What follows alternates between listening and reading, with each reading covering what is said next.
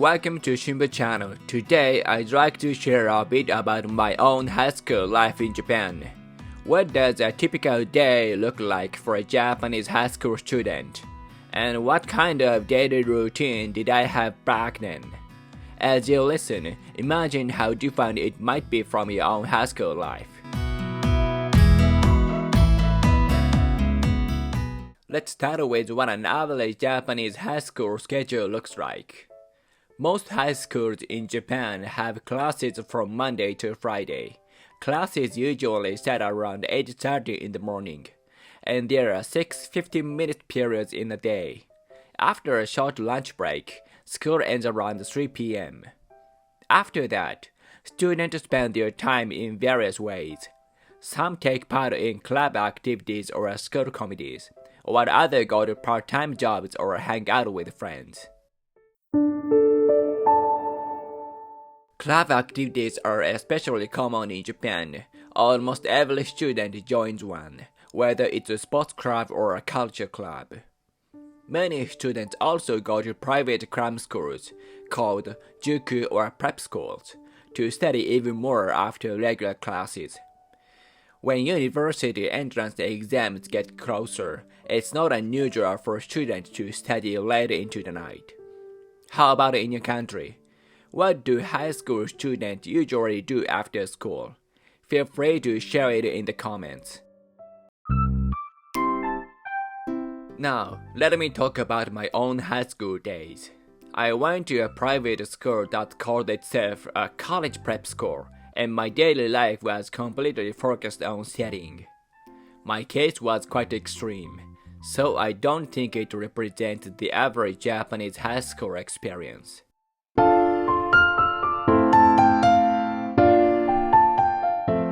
First of all, we had classes from Monday through Saturday. Most public schools in Japan have weekends off, but my school was private, and Saturday classes were part of the normal schedule. Saturday lessons were basically the same as weekdays one, and everyone was expected to attend. Our first class started around 8:40 a.m., but before that, there was a special morning session that began around 7:40. It was supposed to be voluntary, but in reality, most students joined. After that came the morning homeroom, and then regular classes began.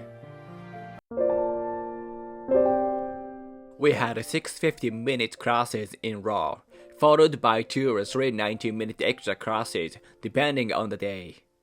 There were short breaks in between, so everything finished around 8 or 9 p.m. By the time I got home, had dinner, took a bath, and rested a little, it was already time to sleep. With that kind of schedule, there was no room for club activities or part-time work. Our after-school time was almost completely taken up by study.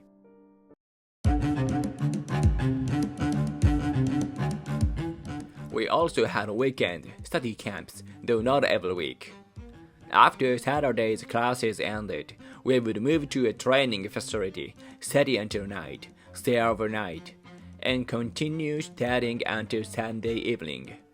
After that, we went home, and on Monday morning we were back at school again. It really felt like going to school 7 days a week, something even working adult would find exhausting. Still, since we stayed overnight with classmates, some students actually enjoyed it. There were breaks too, so at the time I didn't feel it was that bad. Looking back now, it was definitely intense, but also kind of fun in its own way.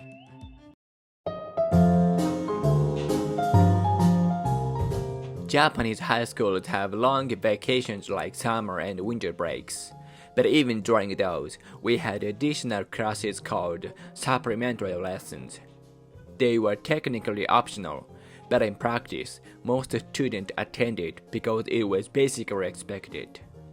Of course, during the breaks, we didn't stay at school until 9 p.m. like usual, and the sessions weren't every single day. So there was a bit more free time. Still, there was always homework, and there were tests right after the holidays, so we had to prepare for those too. And yes, Study camps were sometimes held during the breaks as well.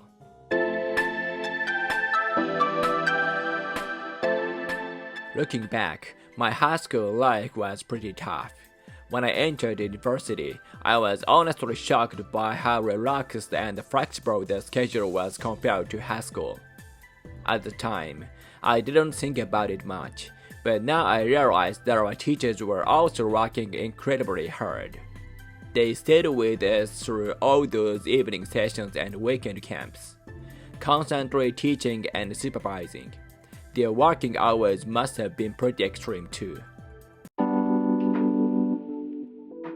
There was also a high turnover of teachers. Some were very strict, and the atmosphere could be tense at times. A few teachers even raised their voices when the students didn't meet expectations. So the environment was always serious and high pressure. As students, all we have to do was attend it and study, but I think the teachers were under huge pressure from the school to maintain strong university admission results.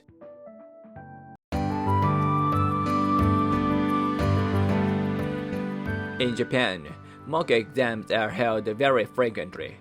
At my school, we regularly had mock exams for university entrance tests. In addition, there were English tests like TOEIC and ACAN. And of course, we also had regular in-school exams, so it felt like we were always being tested. The result of these exams affected which class you were assigned to the next year. If your scores were low, you couldn't stay in the advanced class and were moved to a different one. Not every student wanted that kind of intense studying, so some chose to transfer to a different class. In Japan, there are several ways to get into university. For example, through recommendation-based admissions. Because tests in the advanced classes were difficult and the grades were hard to maintain, some students intentionally switched to easier classes to improve their chances of getting a recommendation.